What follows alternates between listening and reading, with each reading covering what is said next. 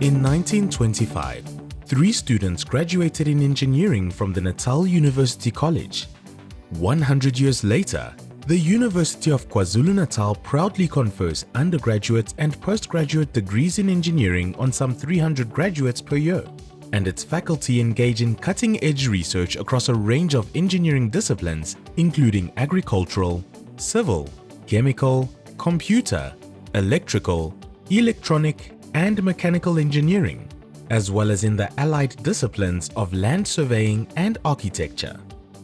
So all 7 of these disciplines contribute to our output, not only at undergraduate, but also at postgraduate level.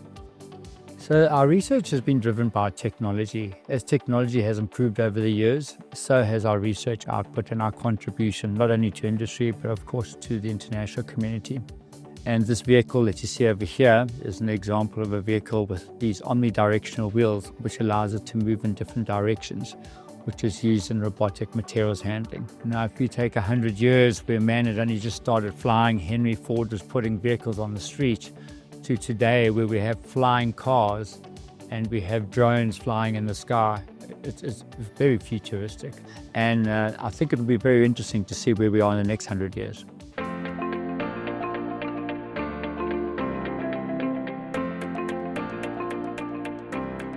At Ukulinga Research Farm's agricultural engineering facility, Professor Tilahun Seyum Wokne is advancing sustainable agricultural and food engineering solutions for Africa through bioprocess engineering, post-harvest technology, environmental control for animals and plants in precision agriculture, and renewable energy systems. The Sustainable Transportation Research Group at UKZN is leading innovation in building greener and longer-lasting roads.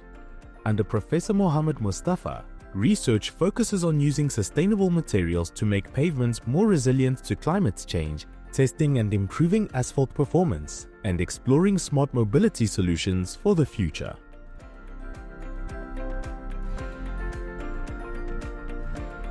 So this is our river connectivity project.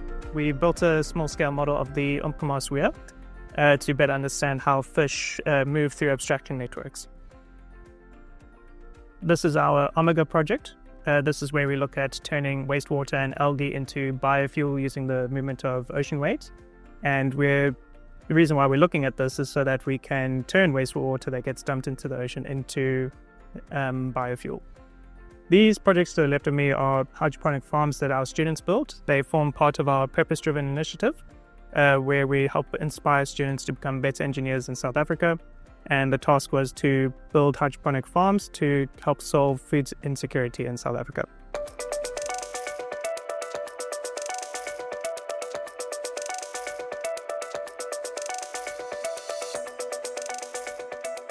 Under Professor Anne Stark, the South African research chain Sugarcane Biorefining conducts interdisciplinary research involving chemical engineers, chemists, material scientists, and economists to make materials, chemicals, and energy products from sugarcane.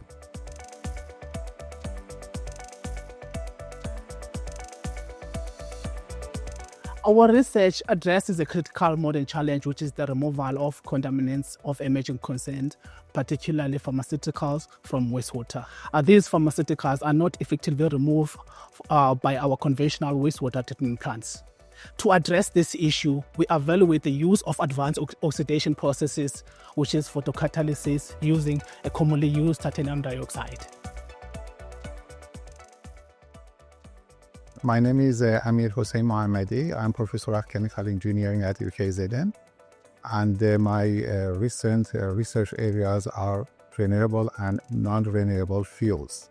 Renewable fuels are typically biogas, biohydrogen, biodiesel, biogasoline, etc. And non-renewable fuels are typically fossil fuels that are called crude oil, coal, and natural gas. We have been working on these topics since a few years ago, and some of our results have been published in international journals.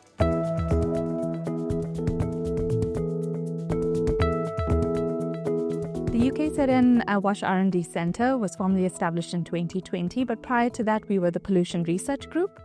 And through grant funding from the Gates Foundation, we were able to extend our laboratories here and work closely with technology developers that have developed prototypes around the reinvented toilet challenge.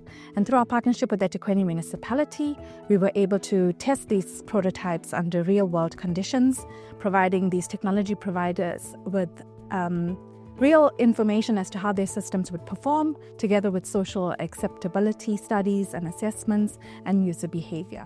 We're quite grateful to UKZN for providing us with these facilities, and through these testing and validation services that we can offer to technology providers both nationally and internationally, UKZN is known on a global scale as a test partner to these innovative partners and making sanitation more accessible to those in need. This project is a joint funded project between UKZN Wash R&D Centre, eThekwini Municipality and the United Nations Global Water Operators Partnership. Our project is involving the use of retrofitted smart meters, by which we are taking bulk meter readings to assist eThekwini Municipality with non-revenue water loss reductions. And this goes a long way towards supporting them in their data acquisition and managing their metering systems much more sustainably.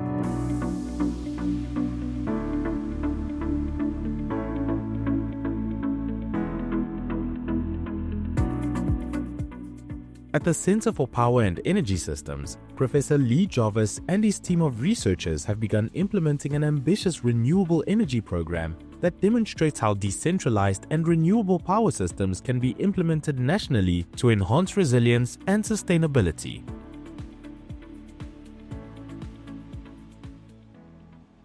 Research name is COE, is funded by Telkom and Nokia currently. Our research, at the moment, we have two research areas. One is communication, second one is image processing. In wireless communication, we are focused on the following areas. First one is non-orthogonal multiple access for 5G and 6G. The second research area is antenna design. The third research area is RRS for 5G and 6G. In image processing, we are currently doing the following research area: 3D image reconstruction. Second one is low light image processing. Third one is AI application in image processing.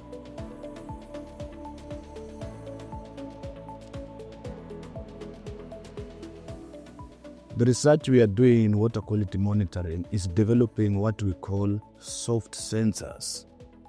Sensors that can predict water quality parameters that don't have electronic sensors, that take a long time to determine the results, like E. coli. Okay, so we are developing what we call soft sensors. The benefit of soft sensors will help Umgeni Water and the society to determine the quality, the water quality in real time. My research entails exploring advanced machine learning and computer vision techniques for classification, prediction, and data analysis, with application in intelligent transportation, medical diagnosis, remote sensing, and emotional recognition. Today we want to talk about the EECE's Biomedical Engineering Lab, and it has been a lab envisioned to directly help humanity with their health and wellness. Currently, the healthcare workers, they don't have a quick and easy way of measuring the range of motion of a limb post-operation. The system is composed of an embedded microcontroller that communicates with two sensors. These sensors are inertial measurement units, which act as gyroscopes and accelerometers in order to obtain the motion data. This data is then processed and transmitted wirelessly to a web application and a mobile application as well, so that we can view the information.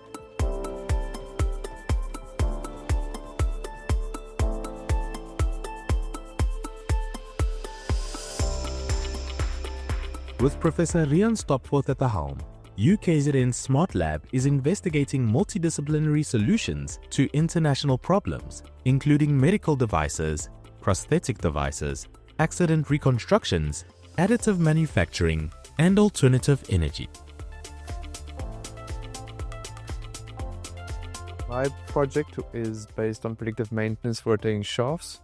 So one of the interesting components is to develop shafts of lightweight materials like composites, but the failure criteria is unknown, so we use symptomatic changes in the health and diagnostics of these parts to develop a predictive algorithm to detect the failure. And its relevance is to understand the failure modes and predict the actual life, remaining useful life of these materials. Yeah, Esri does two things. We build rockets and we build rocket scientists.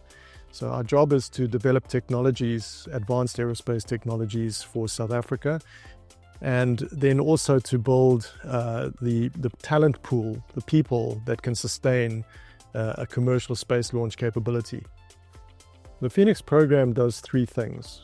It provides a flight test platform so that we can test new technologies. The second thing that Phoenix does is it's a human capital development program. So hybrid rockets are really good for the development of young engineers learning how to build rockets because they contain elements of both liquid and solid rockets in their design architecture. And the third thing that Phoenix does is it allows us to talk to the public and involve the public in rocket launches. And that is critically important because if we are going to go to space as a country, we have to bring the country along with us. And that requires that the country understands what rocketry is about.